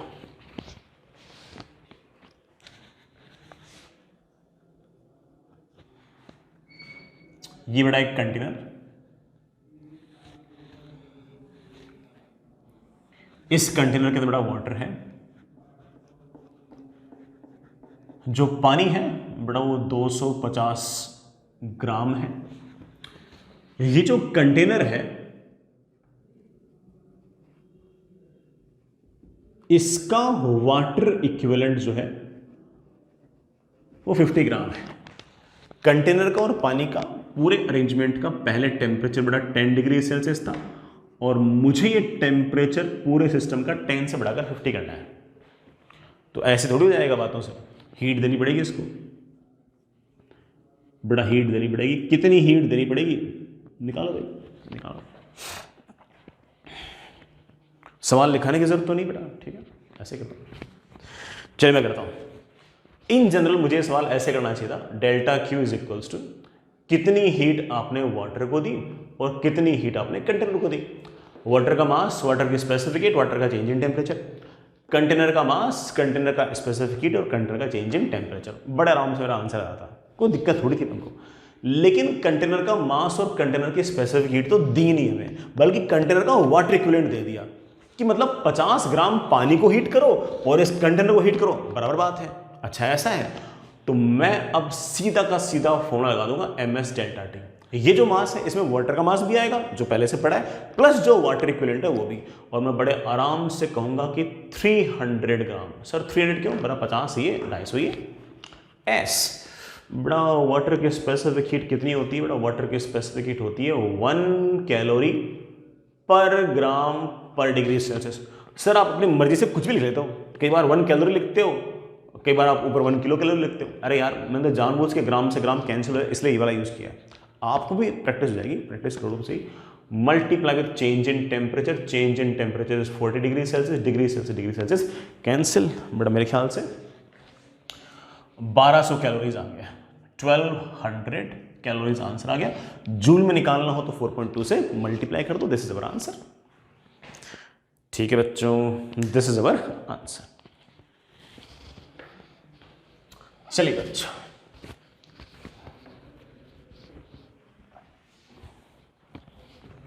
आगे चलते हैं बेटा।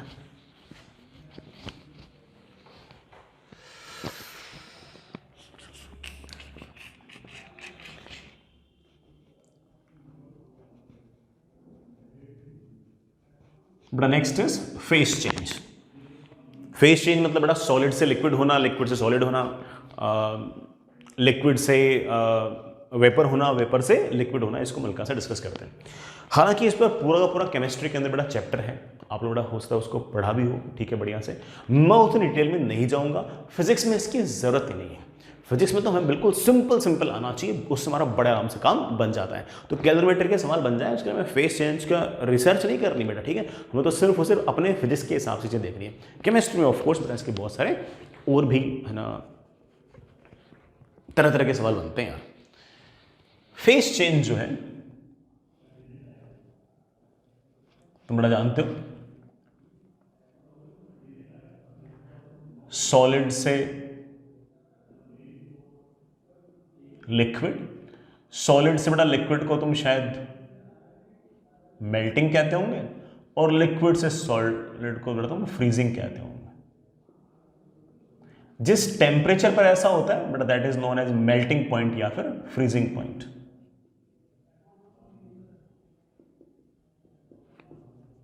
जिस टेम्परेचर पर ऐसा होता है उसे तो मेल्टिंग पॉइंट या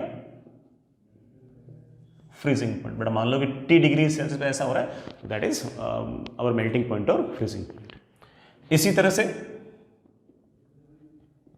किसी टेम्परेचर पर लिक्विड जो है वो गैस में या वेपर में कन्वर्ट हो जाएगा, it is known as of course boiling. ये किसी न किसी टेम्परेचर पर होगा, जिस टेम्परेचर पर होगा बेटा that point is known as your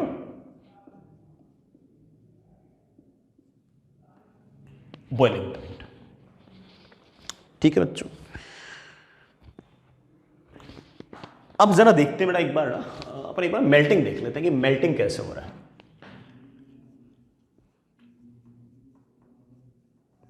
melting कैसे हो रहा है, एज वी नो दैट कि अगर आपके पास कोई सॉलिड है,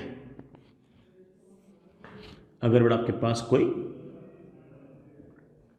सॉलिड है तो सॉलिड के अंदर जो एटम्स हैं उनके बीच में अच्छा खासा कोहेसिव फोर्स रहता है बेटा, अच्छा खासा कोहेसिव फोर्स रहता है। लेकिन अगर मैं टेम्परेचर बढ़ाता जाऊंगा तो मैं आपको कई बार वाली बात बोल चुका हूं कि टेम्परेचर बढ़ाओगे तो ऑफ कोर्स आपके एटम्स के पास बड़ा एनर्जी बढ़ेगी in the order of K T where K is Boltzmann constant. जैसे जैसे बड़ा एनर्जी बढ़ेगी मैं कह सकता हूं कि उन एटम्स के पास जो थर्मल एजिटेशंस हैं, थर्मल एनर्जी है, एजिटेशन से वो लगातार बढ़ेंगे और वो लगातार बढ़ेंगे तो कोई ना कोई टेम्परेचर ऐसा आएगा जिस टेम्परेचर को हम मेल्टिंग पॉइंट भी कह सकते हैं कि हमारे इन एटम्स के पास इतनी अच्छी एनर्जी आ जाएगी कि ये कोएसिव फोर्स को तोड़कर बाहर आ जाएंगे। ऑफ कोर्स टेम्परेचर ज्यादा हुई है तो काइनेटिक एनर्जी ज्यादा हुई है, काइनेटिक एनर्जी ज्यादा हुई है तो कोएसिव फोर्स को तोड़ के हल्के से बाहर आ जाएंगे। इस तरह से बड़ा हल्के से बाहर आकर सॉलिड का जो लिक्विड में कन्वर्ट होना है, मतलब सॉलिड की तो एक फिक्स्ड शेप साइज ज्योमेट्री है, लिक्विड की बेटा कोई फिक्स्ड शेप साइज ज्योमेट्री तो है नहीं, उसकी शेप साइज ज्योमेट्री तो वही है जो कंटेनर की है, उसमें कन्वर्ट हो जाएगा and it will happen at a fixed temperature. That fixed temperature is of course the melting point. Water के लिए हम लोग जानते हैं, मतलब वाटर के लिए मतलब आइस टू वाटर या water to ice, it will occur at 0 degree Celsius. So 0 degree Celsius of course your melting point, बेटा क्या मेल्टिंग। Fair enough. अगर आप आइस को हीट दोगे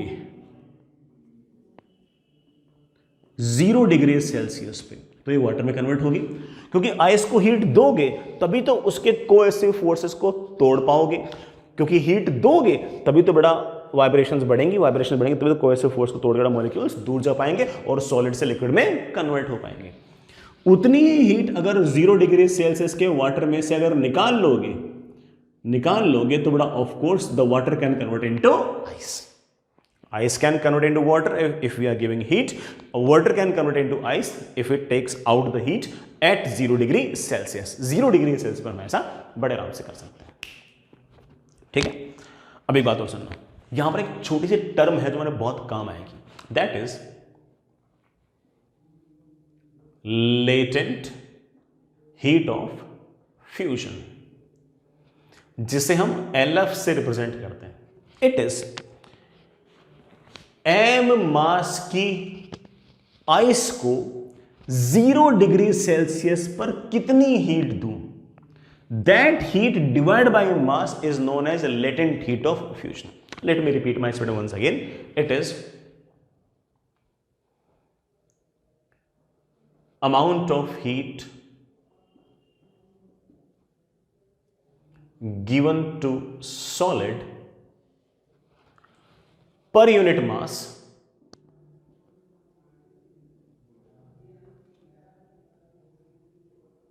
to convert it into liquid, हर टेम्परेचर पर नहीं, एट मेल्टिंग पॉइंट।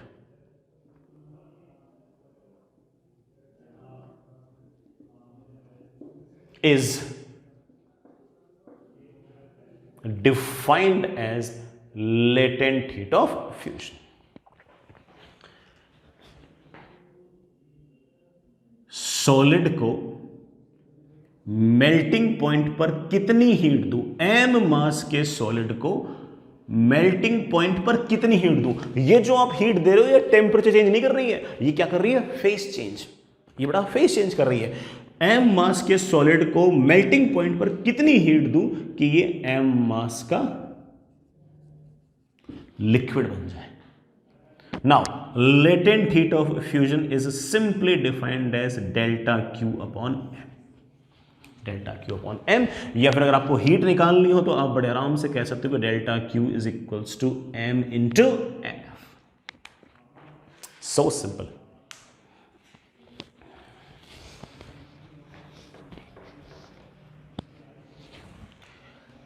किसी किसी बुक में बेटा हो सकता है कि उल्टा डिफाइन कर रखा हो कि लिक्विड में से कितनी हीट निकाल लूं एट फ्रीजिंग पॉइंट कि इट कन्वर्ट्स इनटू सॉलिड। एक ही बात, एक ही। ठीक है बच्चों, मैं आपसे पूछूं कि लेटेंट हीट ऑफ फ्यूजन की यूनिट क्या होगी, आप बड़े आराम से बोलोगे कि सर जूल पर केजी। हाँ, ये तो मैंने एसआई यूनिट लिख दी, बड़ा बाकी कैलोरी पर ग्राम, कैलोरी पर केजी, ये भी बड़ा यूनिट्स हो सकती है। मैं आपसे पूछूं कि डायमेंशन क्या होगी इसकी, तो आप कहोगे सर कितनी छोटी सी बात पूछी, ऊपर तो एनर्जी है दैट इज mL2T-2, नीचे मास है, मास से मास कैंसिल दैट इज L2T-2, बड़ा स्क्वायर ब्रैकेट में किया। तो हर ऑब्जेक्ट की बड़ा दे रखी होती है, हमें चिंता करने की जरूरत नहीं है। मैं आपको याद कराता हूं, आइस से वाटर या वाटर से आइस के लिए जो लेटेंट हीट ऑफ फ्यूजन है वो होती है 80 कैलोरीज पर ग्राम। अब इसका अर्थ क्या है, LF की वैल्यू 80 कैलोरीज पर ग्राम है। इस बात का अर्थ क्या है, इस बात का ये अर्थ है कि 1 ग्राम आइस जिसका टेम्परेचर 0 डिग्री सेल्सियस है, उसको 1 ग्राम वाटर जिसका टेम्परेचर भी 0 डिग्री सेल्सियस है, उसमें कन्वर्ट करने के लिए आपको 80 कैलोरीज की हीट देनी पड़ेगी। उल्टा भी सही है, 80 ग्राम वाटर जिसका टेम्परेचर 1 ग्राम वाटर जिसका टेम्परेचर 0 डिग्री सेल्सियस है, उसमें से अगर 80 कैलोरीज हीट निकाल लोगे तो it will convert into 0 degree Celsius की ice. Of course the mass will remain same, that is 1 gram. Sir 2 gram ice को पिघालना हो तो 160, सर 3 ग्राम को पिघालना हो 240, यूनिटरी मेथड। मैं क्या करूं उसमें यार, है कि नहीं, ही याद कर सकते बेटा। Again it is also can be written as 80 kilo calories पर KG, meaning you got very well I think. 1 KG ice को 1 केजी वाटर में कन्वर्ट करना है 0 डिग्री सेल्सियस पे, तो 80,000 कैलोरी की हीट आपको उसको देनी पड़ेगी 0 डिग्री सेल्सियस पे, फिर है ना।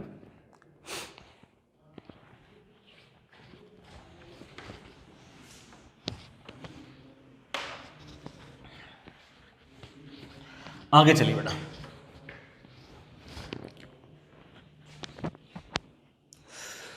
नेक्स्ट इज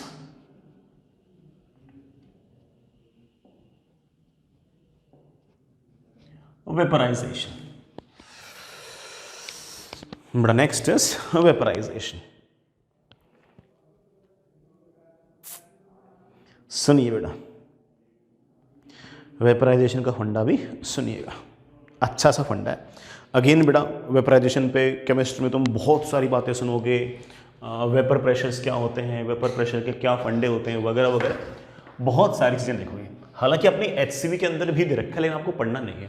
हाँ, किसी को केमिस्ट्री वाली चीज़ें पढ़नी हो तो अपने बेटा फिजिक्स में भी HCV के अंदर दे रखा है, हमारे सिलेबस में नहीं है, ना JEE मेन में, ना IIT एडवांस में, दोनों में नहीं है। बट फिर भी मैं एक हल्का सा इंट्रोडक्शन दे रहा हूँ। ये इंट्रोडक्शन बिल्कुल केमिस्ट्री की पहली क्लास में दे देते हैं, मतलब जब कोई वेपर प्रेशर पढ़ते हो तो पहली क्लास में दे देते हैं, मैं भी हल्का सा दे देता हूँ। देखो बेटा, ये मान लीजिए बेटा कोई लिक्विड है, कंटेनर है, कंटेनर में मेरे पास कोई लिक्विड है, ठीक है बच्चों। बाहर बेटा एयर है, एयर का जो प्रेशर है वो P एटमॉस्फेरिक। अब होगा क्या कि बेटा जैसे जैसे आप इस लिक्विड का टेम्परेचर बढ़ाओगे, वैसे वैसे जो सरफेस के जो मॉलिक्यूल्स हैं उनकी काइनेटिक एनर्जी बढ़ेगी, because the kinetic energy is the order of kT। उनकी अगर काइनेटिक एनर्जी बढ़ेगी तो उन मॉलिक्यूल्स पर अंदर की तरफ जो बाकी लिक्विड के मॉलिक्यूल्स ने जो फोर्सेस लगा रखे हैं उनको तोड़कर इन मॉलिक्यूल्स के बाहर जाने की टेंडेंसी बढ़ेगी। ऐसे जो हल्के फुल्के मॉलिक्यूल्स बाहर जाते हैं, it is evaporation, not boiling, it is known as evaporation. लेकिन ऐसा भी नहीं कि बड़ा सारे मॉलिक्यूल बाहर चले गए, है ना। मॉलिक्यूल्स के बाहर जाना इतना आसान काम है नहीं, क्योंकि बाहर से जो एटमॉस्फेयर है ना वो इन मॉलिक्यूल्स को अंदर की तरफ पुश कर रहा है, और जिस प्रेशर से ये पुश कर रहा है बेटा, that pressure is of course P atmospheric. Listen to my words, temperature बढ़ाओगे तो मॉलिक्यूल्स के पास काइनेटिक एनर्जी बढ़ेगी, मॉलिक्यूल्स के पास काइनेटिक एनर्जी बढ़ेगी तो ये बाहर जाना चाहेंगे, लेकिन एटमॉस्फेयर धक्का देगा नीचे की तरफ। अब किसी मॉलिक्यूल्स के पास बहुत ही अच्छी काइनेटिक एनर्जी आ गई तो बाहर भाग भी जाएंगे, लेकिन कम भागेंगे। ये जो मॉलिक्यूल्स का धीरे धीरे बाहर जाना है, it is known as evaporation, ठीक है।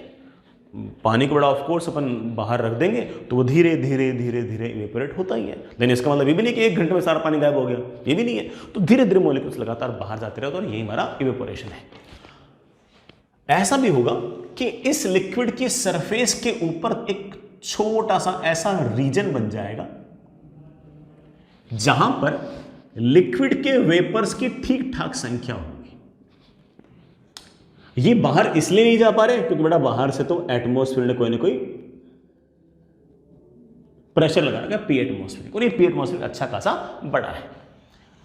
ये जो मॉलिक्यूल्स ने हल्की फुल्की थिन लेयर बना रखी है, इसके अंदर कुछ ना कुछ प्रेशर होगा, और इसके अंदर जो प्रेशर होगा ना, मैं उसको वेपर प्रेशर कह रहा हूं। बेटा क्या शब्द यूज कर रहा हूं? Vapour pressure. अच्छी बात है। जैसे जैसे तुम टेम्परेचर बढ़ाओगे वैसे वैसे वेपर प्रेशर लगातार बढ़ेगा। बिल्कुल शुरुआत में आपका वेपर प्रेशर कम था और पी एटमॉस्फेरिक ज्यादा था, तो बाहर से धक्का ज्यादा था, तो मॉलिक्यूल्स बाहर निकल नहीं पा रहे, लेयर तो बना लिए लेकिन बाहर निकल नहीं पा रहे, तो देयर इज नो बॉइलिंग। हल्के फुल्के कोई इक्का दुक्का मॉलिक्यूल जिनके पास कोलिजन के कारण अच्छी खासी काइनेटिक एनर्जी आ गई, वो भागते रहते, उनका भागना बॉइलिंग नहीं है, उनका भागना तो इवेपोरेशन है। बॉइलिंग तो स्टार्ट भी नहीं हुई अभी तक। लेकिन अगर तुम इसी टेम्परेचर को बढ़ाते गए और कभी ना कभी अगर ये टेम्परेचर बॉइलिंग पॉइंट के बराबर आ गया, बॉइलिंग पॉइंट के टेम्परेचर के बराबर आ गया, उस टाइम पर जैसे जैसे टेम्परेचर बढ़ाओगे वेपर प्रेशर का टेम्परेचर बढ़ेगा, और ऐसे करते करते कभी ना कभी वेपर प्रेशर का जो वैल्यू है वो बड़ा एटमॉस्फेरिक प्रेशर के बराबर हो जाएगा, और जैसे ये एटमॉस्फेरिक प्रेशर के बराबर हो जाएगा बड़ा, वैसे ही इन मॉलिक्यूल्स की बाहर जाने की संभावना बढ़ जाएगी, और उस केस में आपके मॉलिक्यूल्स बड़ा लगातार बाहर जाने लग जाएंगे, उस केस में हम बोलना स्टार्ट कर देंगे कि हमारा जो अरेंजमेंट है उसमें अब बॉइलिंग होना स्टार्ट हो गई है। बड़ा क्या स्टार्ट होगी? बॉइलिंग। अब जरा सोचो इस बात को कि वाटर को बॉइल करना कहां आसान है, यहां आसान है या फिर यहां से बड़ा 1000 मीटर ऊपर आसान है? आप बोलोगे ऑफ कोर्स 1000 मीटर अगर ऊपर जाऊंगा तो वहां बॉइल करना आसान है, क्योंकि जैसे जैसे ऊपर जाते हैं वैसे वैसे लगातार एटमॉस्फेरिक प्रेशर कम होता है। तो जब मैं ऊपर चला जाऊंगा, यहां पर ग्राउंड पर तो एटमॉस्फेरिक प्रेशर अच्छा खासा बड़ा होता है, और इस प्रेशर तक वेपर प्रेशर को बढ़ाने के लिए आपको टेम्परेचर को अच्छा खासा बढ़ाना पड़ता है। लेकिन अगर यहां से 1 किलोमीटर ऊपर जाकर फिर पानी गर्म करूं, हालांकि 1 किलोमीटर ऊपर जाएंगे तो पानी गर्म क्यों करेंगे, लेकिन लेट्स से गर्म कर रहे हो, तो उस केस में ऑब्वियस बात है कि अब जो बाहर का प्रेशर है वो उतना तो है नहीं जितना ग्राउंड पे था। तो इस बार आप कम टेम्परेचर पर ही वेपर प्रेशर को एटमॉस्फेरिक प्रेशर के बराबर ला पाओगे। इसलिए अच्छी खासी हाइट्स पर, हिमालय के ऊपर जाओ, वहां पानी गर्म करो, वहां बड़ा पानी गर्म करोगे तो पानी का बॉयल होना पहले स्टार्ट होगा, तो बड़ा वहां पर बाहर का प्रेशर वैसे कम है, तो वेपर प्रेशर जल्दी ही बाहर के प्रेशर के बराबर हो जाएगा और बॉइलिंग आपकी आसान हो जाएगी। आई hope you get the difference between evaporation and boiling. Evaporation हमेशा चलता रहेगा, बॉइलिंग बड़ा सिर्फ किसी न किसी स्पेसिफिक टेम्परेचर पर ही होगी। ठीक है, ये बड़ा लिक्विड है m मास का, बॉइलिंग पॉइंट पर मैंने इसको डेल्टा क्यू हीट दी तो ये वेपर में कन्वर्ट हो गया। वेपर भी कितने मास का? m मास का। हीट निकाल लूंगा तो ऑफ कोर्स बेटा वापस लिक्विड में कन्वर्ट हो जाएगा। टेम्परेचर आपने चेंज नहीं किया, आपने सिर्फ और सिर्फ फेस चेंज किया। सर मैंने इतनी सारी हीट दी, गई कहां? अरे बेटा लिक्विड्स के अंदर तो फिर भी इंटरएटॉमिक फोर्सेस थोड़े बहुत थे, वेपर्स बनते ही तो मॉलिक्यूल्स बहुत दूर चले गए। अब बहुत दूर जाने के लिए आपको बड़ा अच्छी खासी एनर्जी देनी पड़ेगी, अदरवाइज वो दूर कैसे जाएंगे? तो आपने जो एनर्जी दी है उसने टेम्परेचर नहीं बढ़ाया, उसने सिर्फ और सिर्फ वो इंटरमोलिकुलर फोर्सेस को तोड़ा है। गुड, फेयर एनफ, क्या दिक्कत है इसमें? ठीक है बच्चों, यहां पर हम एक टर्म डिफाइन करते हैं, ये बड़ा बिल्कुल वैसी ही है, that is latent heat of vaporisation, जिसे हम एलवी लिख सकते हैं। कितनी हीट दी है बॉइलिंग पॉइंट पे आपने लिक्विड को कि वो वेपर में कन्वर्ट हो जाए, divide by mass of liquid, it is known as latent heat of vaporisation. Maths तो तुम समझ ही गए होंगे, मैं इसको अंग्रेजी में लिख देता हूं। It is amount of heat required per unit mass to convert liquid into vapors or gases at boiling point. Unit क्या होगी? यूनिट होगी बेटा जूल पर केजी। डायमेंशन क्या होगी बेटा? L2T - 2। मुझे वापस लिखने की जरूरत तो नहीं है बेटा, जो LF की कहानी थी बेटा वही मोर और लेस यहाँ पर कहानी है। मैं आपको बेटा वाटर के लिए तो LV की वैल्यू कितनी है मैं उसे याद भी करा रहा हूँ, हालांकि आपको याद करनी नहीं है, ठीक है, मैं तो सिर्फ उसे कुछ बात समझाने के लिए कर रहा हूँ बेटा, बाकी अगर सवाल आएगा तो उसकी आपको वैल्यू दे रखी होगी। तो वाटर से वेपर बनता है 100 डिग्री सेल्सियस पे, या बेटा स्टीम बनती है 100 डिग्री सेल्सियस पे, और इसके लिए लेटेंट हीट ऑफ वेपराइजेशन की जो वैल्यू है बेटा वो 540 कैलोरी पर ग्राम है। सर अर्थ क्या इस बात का? इसका अर्थ यह है कि 100 डिग्री सेल्सियस पर 1 ग्राम पानी अगर है तो उसको अगर तुम 540 कैलोरी हीट दोगे तो ये 1 ग्राम स्टीम में कन्वर्ट हो जाएगा, टेम्परेचर सही रहेगा।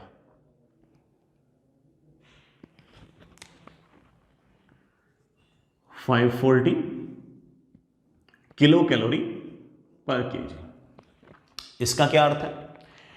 1 किलो वाटर जिसका टेम्परेचर 100 डिग्री सेल्सियस है उसको 1 केजी स्टीम जिसका टेम्परेचर भी 100 डिग्री सेल्सियस उसमें कन्वर्ट करने के लिए 540 किलो कैलोरी चाहिए।